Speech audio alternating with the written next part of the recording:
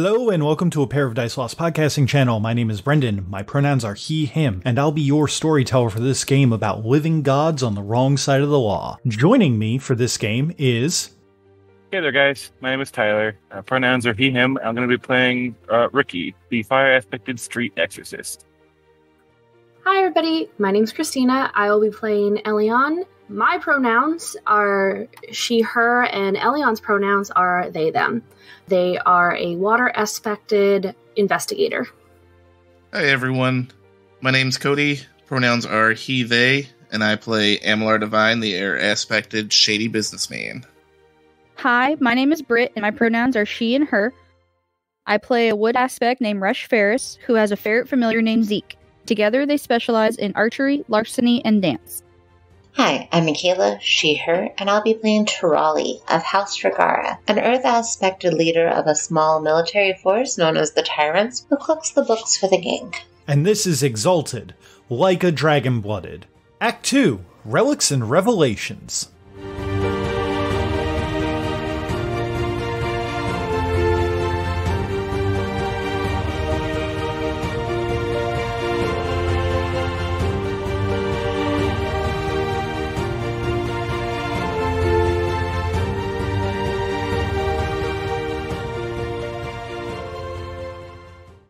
All right. So it appears that Tyler has gotten 30 successes. Is that correct? That's my count. 30 successes. So I'm going to give you a choice here. You can either dispel the whole thing, like the whole magical concealment cloak and everything, like everything is gone. Everything is open here. Or you can only control it and take down the first of two layers. Which do you want to do? Because you got enough to take down the whole spell. Because of my description and the big AoE thing I did, I'm going to go ahead and say I take down both just because of how I roleplayed it. Okay. So, as that you... I have a question. Would he be able to tell, and maybe I missed part of it because I was typing, would he be able to tell if one of those layers is like a protection from the outside? I did ask about that earlier. You know what? With that many successes, I will tell you, the walls here are actually not real. They are magically in place to keep the things from outside of Malpheus from looking in. Those are the second barrier. Just the first one, then. Okay. You're welcome. If you had gotten 20, I was going to have you do the whole thing. Well, that's why I asked earlier if I knew what I was dispelling, and you told me I did, so... Yeah. Nah, do all three, my guy. You dispel the first glamour cloak upon the walls of the vault.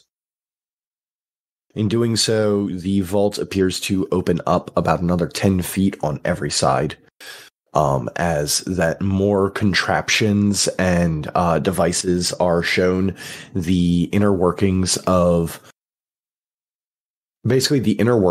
how that stuff gets from the deposit box in Chiaroscuro or other deposit boxes that might exist elsewhere to here is basically shown. It appears as if that at some point pieces of jade and silver and trinkets and what have you are separated almost like a Rube Goldberg machine style, like kind of like rolling down and then like stopping and then going down another level and then kind of going down another incline and eventually being deposited through one of the grates in the pool onto the hoard. The other thing that you notice with this is that every single time that when something is deposited into here, a large counter, almost like an old school like baseball score thing where the numbers flip over and yada yada, that has been counting up per every denomination, and you can see that the total at one point was well over a few billion in jade, putting the family's vault and coffers at fairly close to a small nation such as Great Forks or even Lookshy. And they stole it all.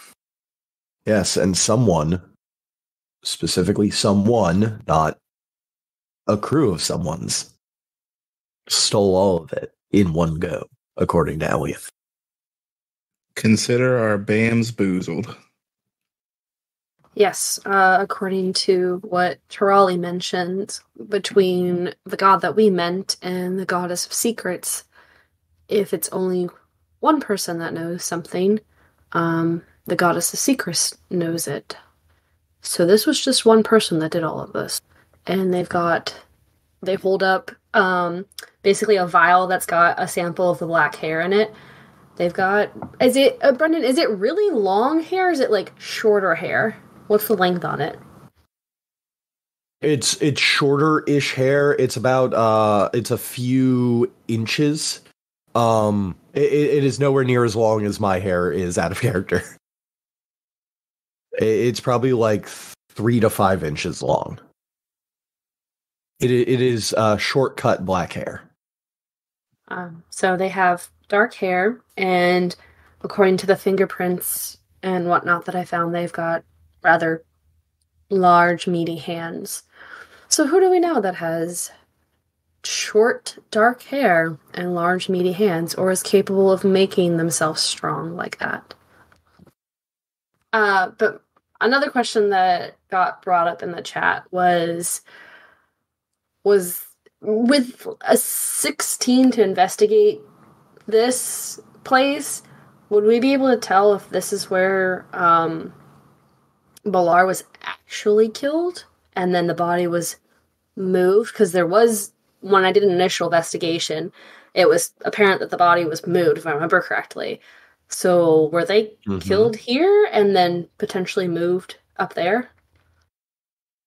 I will let you know with that 16, and in the process of finding that 16, in the process of that 16 and investigation, you also found the knives of Resh Pilar. And you do notice, upon closer inspection, fairly fresh flecks of blood upon the edges of the blades. And yet, there is something weird about these blades. As far as you can tell, outside of your hand at this moment, it is very likely that Resh Pilar's were the only hands that touched them in the last month or so. Or that clone. I have to ask this just for the sake of my own, been trying to figure out who it was. For Kai, they don't have big meaty hands, right? Or dark hair. Kai. Which one is Kai? My rival. Oh, your rival. No, your rival is very colorful. Okay, that's what like a peacock. Yes, like a peacock. And what color is Mountain's hair? Because I tried looking in the notes and I couldn't find it. Yes, he has black hair.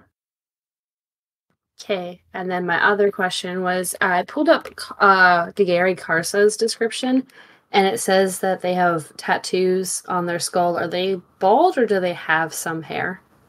And just some tattoos on their skull? They have tattoos on their skull. They are, in fact, bald. Cool. Okay.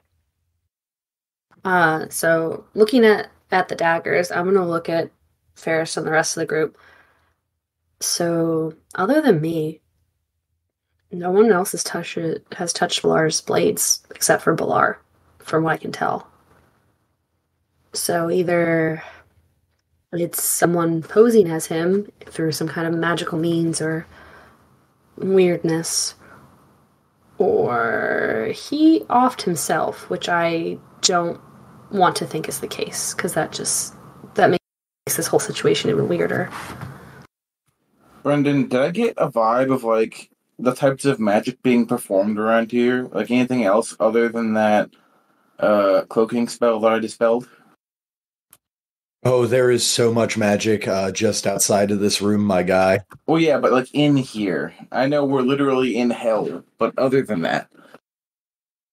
There are multiple terrestrial level workings, including things to keep the air breathable, things to buffet the things to keep the air breathable, the warding spells as well as sound dampening spells to keep the revel outside from noticing you.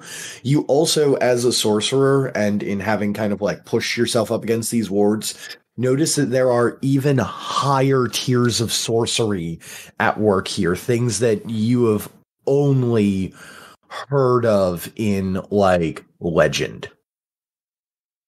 And this sorcery is old, like older, like very, very old, as if this place has been here longer than the family has existed. Hey, Brendan. Weird. Yes. You said there was like fairly fresh blood on the daggers, correct? Correct. Using survival charms for like tracking and stuff, would there be enough blood on there to be able to track someone down with it? With a good enough roll, there certainly is. How are you gonna use this blood to track someone down? And are you tracking the someone down whose blood it is, or are you tracking someone else? Well, If you don't want to do this down here, we can also take it topside and do it. my concern, or what I'm thinking is the blood on the dagger could be, Balar's killer. And, it could take us to the person or thing that might have killed him if Balar was the last one to touch the daggers. That is, if the blood is not Balar's. You can always try. Look, the whole him offing himself was just one of the random like conspiracy theories I came up with. Alright, so if I'm gonna use a charm, it would have to be... Well, while you're looking that up, I have a question for Devine. You made a deal not too long ago to get a better, more interesting helper. You're here now. You gonna have me pick my own steak? Yes, which I have a question for you. What do you think that Devine would prefer? A riding mount like an Agata? A bruiser like a blood ape? Or something a little bit more social and conspiratorial? I think it would have to be something social and conspiratorial. Okay. Because if I wanted something buff that smelled bad, I'd just, stand You next just to it learn. all day. I was gonna say you just learn magic and then summon a blood ape. Yeah. Funny story, you can just do that once you learn sorcery. I can? Yeah, that's one of the spells that you can learn. You can also learn to summon elementals. Nice. And then they're bound to you for a year and a day. And then if they decide that they like you, they might stick around longer. Ferris, is there something that you want to do before that I have things happen to Devine? I'm gonna end up trying to track the blood. Like, I'll pick up the daggers, look at them, and then I'm gonna end up trying to track it using the Excellency for survival and Quarry Revelation technique. to see if I could attempt to track whoever's blood is on the daggers. Once the pressure plate was deactivated and everything, Ferris makes her way back over to the group, kind of like waving the bow around at how light it is and everything compared to what it was when she first touched it. She's gonna stop. She'll look at the daggers, frown, and after having like conversations with everyone, she'll pick them up and kind of like hold them in both of her hands, put the bow kind of on her back so it's out of the way, hold them in both of her hands and get really close, kind of taking in the scent of the daggers, the scent of the blood.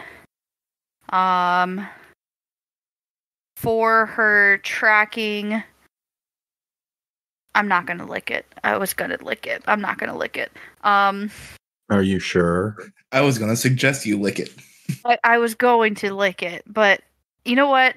Fine. I'm gonna take my finger and like try to pick up a little bit of it on my fingers, rub them together at first, sniff it, and then like do like a little tiny taste to try and get that scent and everything of the blood in her brain to help her track it better. Okay. For describing that very well, and also going along with being gross and going along with me and Cody's prodding, I'll give you a 3 for that. So that is 2 extra dice, 2 automatic successes, and 2 willpower regained. Okay. My specialty's in bad advice for a reason. And then I can spend 4 motes on ration enhancing method to get the 2 other successes. Ration enhancing method excellency, I'm going to spend 4 motes to get 2 more autos, which puts me at 4 auto successes. And then the 2 motes for quarry revelation technique. So that will be 6 motes spent, which would put me at a burning anima. Okay. Because I was already glowing from from taking up the bow. And then I will roll my shit. I get rerolls on 6s.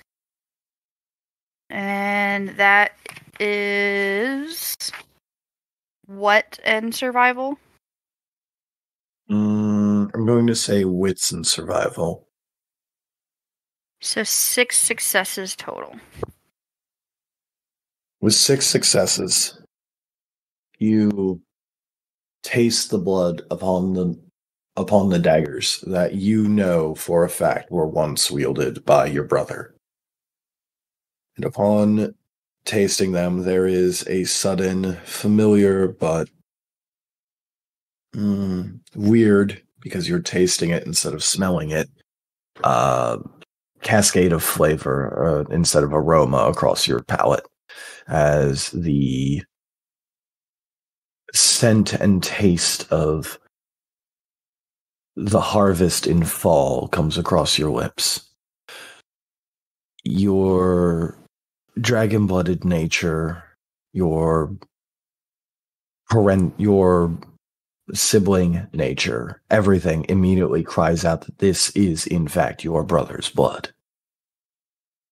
And yet, only you, Elian, and him are the last people to have touched this in the time in which that he would have been murdered. She's going to look to Elian. When you studied my brother's body, how was he killed? Brendan, eidetic memory, because just to make sure I'm remembering this correctly, he had the arrows in his body, but it was posthumous, and he had, like, his heart had, like, pinpoint claw marks in it, correct? Correct. Yes. So what was the actual cause of death? I don't remember.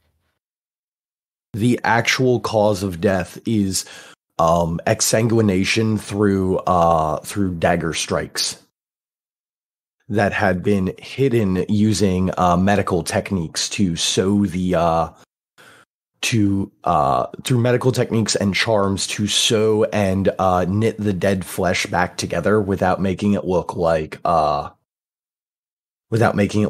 dagger had pierced. But you would have figured that out upon the autopsy because the charm specifically can only do the flesh. It can't fix the organs on the inside. Yeah, so the organs would very clearly be penetrated by what looks like a dagger. Yes. Isn't that Balar's signature charm? Curious and curiouser, isn't it? Balar was very good with medicine. That was his signature charm, because I remember him using it on Ricky? On Ricky when we fought that fake bullshit.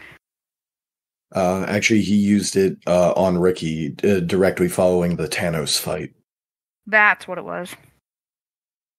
So, with that revelation there, and I'll let that stew on you all for a moment. Devine, you feel a very quick tapping at the back of your shoulder. If you turn around, do you turn around as someone is tapping at the back of your shoulder? At first, Devine kind of flinches and then tries to pretend that he didn't feel it and takes an account of all of his friends that are in his line of sight, and it's like, okay, it's not Trolley, it's not Ricky. Everybody's in front of me. Didn't realizing that all of his friends are, in sight. He's gonna slowly turn to see who's tapping his shoulder. Turning around to see who or what is tapping your shoulder, you see a creature that is wearing a fancy, large, kind of, I don't want to say stovepipe hat, but it definitely has like the wide brim, and then like it kind of like comes up very high, which makes the creature at roughly your height at the top of the hat. But the head itself is actually roughly around your chest level. The creature is in lovely blue and purple silk, like a blue and purple silk kimono, and both of its arms are hidden away under it, and it looks to you and it bows and it speaks. Hello? Yes. I was sent here by by Master Seagrith. He says that you require my assistance. Apparently he lost a bet. So I'm here to serve as your new retainer. He finally paid up. That's good.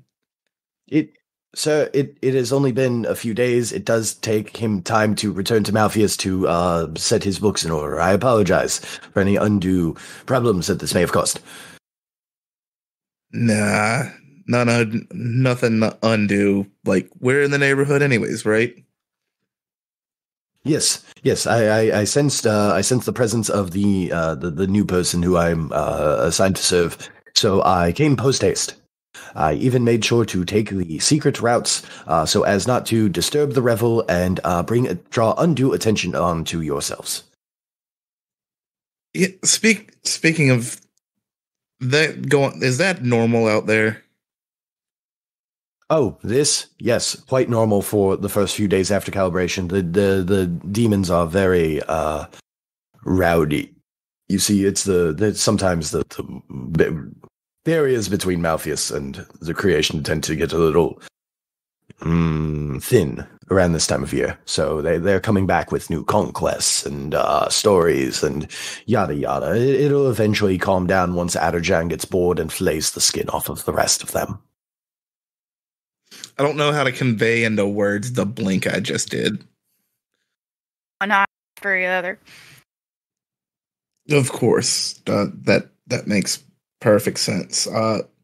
No, sir, no need to lie to me. You can absolutely tell me the truth if you're confused about the customs here. It's perfectly acceptable. You are, after all, not a demon. Were you curious about joining the revel? If you wanted to, I could go and get some people out there. There's actually a prince out there who's about to start partaking. Right up until you mentioned the extreme circumcisions that happen at the end, I was thinking about it, but no more. I don't want to keep you too long because you deserve to party too, right? Oh, I'm quite done with the partying out there. It is not to my taste. I much prefer partying with mortals. You're much more well, I should actually say you're much less chaotic. It helps out with my my natural proclivities of being able to read people. It's all in the it's all in the look, And he looks up to you and kind of like tips his hat up. I have a question for you, Cody. Are you going to meet his eyes when he does this? You know what? Yeah. Okay. He is, upon looking at you, he is going to use Read the Wind. And as he looks at you, you can see that his, he has mostly a mortal face, but his eye sockets are complete black voids that are sunken in, and you can see no eyeballs, and they are constantly bleeding a ruby red ichor that is not blood, because it doesn't flow like blood would, but it is constantly emitting from where eyes should be. His hands remain inside of his pockets. And using Read the Wind, he is going to basically figure out what your defining intimacy is if you let him. Dope. Or what a defining intimacy is. Assuming you have multiple. I do, and the defense for that is he rolls against my guile. Yes. What is your guile? My guile is 4. Okay. Are you able to pump it in any way? I can pump 2 for 4 motes. Okay. So then your guile is now a 6. You can also spend a willpower to up it by 1 as well. I will let you know that he is rolling a natural 13 dice. Jesus. Demons are very specific in what that they do. And this one is very good at reading people. Yeah, so, and apparently not that good. Oh, well, That'll be a botch. I was gonna say I'm gonna add the willpower. So since I was gonna say I'm gonna go ahead and add it anyways, but yeah. That good old medicine roll, he's real good at reading people. He looks to you and nods appreciatively and then raises a hand and pulls down the wide-brimmed hat. You can see that the hand is this long skeletal hand that has been painted up in very gaudy court colors. Pulls it down and he goes, "You like money and your friends. That is what defines you. Seeking their approval and everyone else around you. But that's not the real you. The real you is a scared little soldier." How did I do? Can I have the old guy back? Oh, you mean the guy that we forgot to play after the one time? No, he's gone. He didn't really have a voice, so it wasn't fun for me. You practiced that, right? I got way too meta for a second. Yes, I am working on practicing it. Unfortunately, the drug haze of the revel out there has really gotten to me. I'm sure that it'll be fine soon. I assume that your majesty is what cloaked your true intentions from me. Oh, I apologize. I have no manners here. My name is Tatar. Well, I'm called a Tatar. We are those who see the schemes of others. Huh. So, you know, you were so close to being right for being so wrong. I'll let you try again in like a day or two. Or you can try on Ricky if you want. But it's good to meet you, Tatar. You said the schemes of others? Yes, the schemes of others. We're quite adept at seeing through such things. Handy. Well, we are currently trying to look into the scheme of others or another. Oh, fantastic. Then shall I tag along? And if should you need my assistance, I shall materialize at your behest. Yes? Yeah, it's the same rules as before. Roll the dice, get a good roll, you pop up, you know. Oh no, you must simply call me. You all you need to do is just call for me. Oh, that's even easier. Correct. Yes, I shall simply dematerialize once we're back onto creation, and then when you need me, you simply call for me, and I shall be around. What that I'm telling you, Devine, is that this guy is basically going to constantly be following you. He can materialize. Materialization for a spirit or demon or whatever costs a shit ton of motes. So it's not like that he can come in and like start fucking with things. But if he can come in, he could probably assist you in a lot of social aspects. Gotcha. I'll give you the full write-up and everything once that you guys are out of Malpheus. So, is there anything else that needs to be done in this treasury? Actually, a better question for you all. Do you all have ideas on who might be your culprit for the theft? If it's a meaty guy with black hair, I don't know. I never said it was a guy. Meaty person. It was Manami all along. Ferris did get assaulted with a bunch of flavors. I think Manami has big, meaty hands, though. Presumably it has to be one person based off of what we know.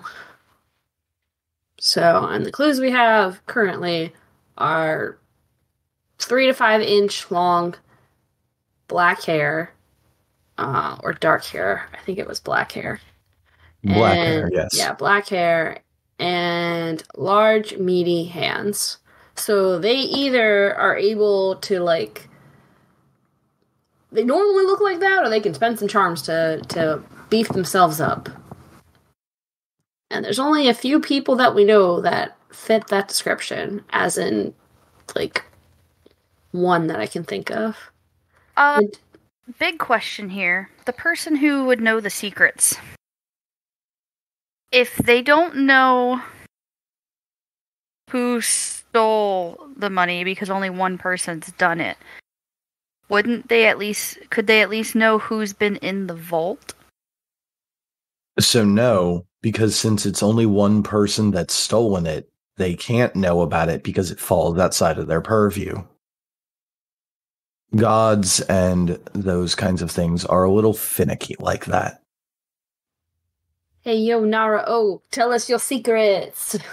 Yeah, I don't see you guys storming the gates of Yushan anytime soon. You say that, but I really do not see you guys doing that. I'm fairly certain that the Jade Lions are going to laugh you off. I have a question. Is there a way for me to take essentially a copy of these fingerprints Yes, I don't see why not. Cool. Because I have some of the hair. I want some of the fingerprints. Also, we can use the hair probably to track this person, but I also want fingerprints to confirm.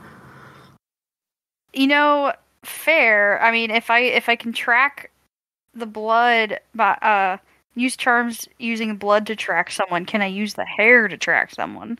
Yes. I don't want to eat the hair. Do we want to wait out till of we're character topside? sounds really gross. Which Just makes me sniff the not hair. want to do it in character. I think we should wait to do it topside because that's gonna be I agree. easier. I agree with that. Let's not be in the hellscape of this vault. But Okay, so Elian's gonna take all the samples that they've collected, put in their investigation kit, take the daggers and put it in the investigation kit because I can fill it up with a reasonable amount of things. So all those samples and the daggers are going in there. I will give you the daggers to put in there reluctantly. Okay. But we're gonna miss our chance to see a prince join the orgy. Oh, speaking of, do you all want to look outside? No. No, not really. Okay. That's fair. I mean, is it different than it was before? I mean, there's more people showing up. There Spirit is... has no desire to look outside in the other world that is beyond these walls that may or may not be fake at this point. Yeah. Elian's kind of focused on, they're in full investigation mode. It's like, all right, got the samples, got all this, looked around here, figured this out, let's go topside and do the thing. Ferris is too busy, waving her bow around at how light it is and looking it over. I'll look if you look, Ricky. I have been keeping a bead on everything, so. Okay. So then, for you guys who are keeping a bead on everything and looking outside, you do see a large, meaty man thing step down off of a familiar agata with mottled skin of black, huge elephant tusks jutting from his mouth, and long dark hair with bulging biceps, holding a large staff. Upon his loincloth, there is multiple skulls, which appear to have the cast symbols of anathema carved into them. This beast of a man looks around at the revel going on and sniffs at the air. In his hands is a large scythe that is built for a man of at least 15 feet in height. And despite the protections and everything here, you can hear his booming voice come through. I can smell my prey. The people who decided to make a mockery of my precious Damaskinos are here. Find them, revel, or die at the hands of Octavian. Okay, guys, time to go. Now. You don't fucking say. So, what are you guys going to do? Look, a whole solar circle took him out last time. We can totally take him out. No, we're running. Oh, okay. Bye.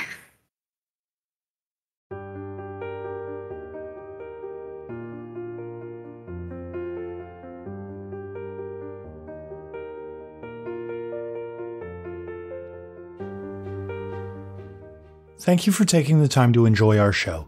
If you liked what you heard, why not leave a review or tell a friend about us?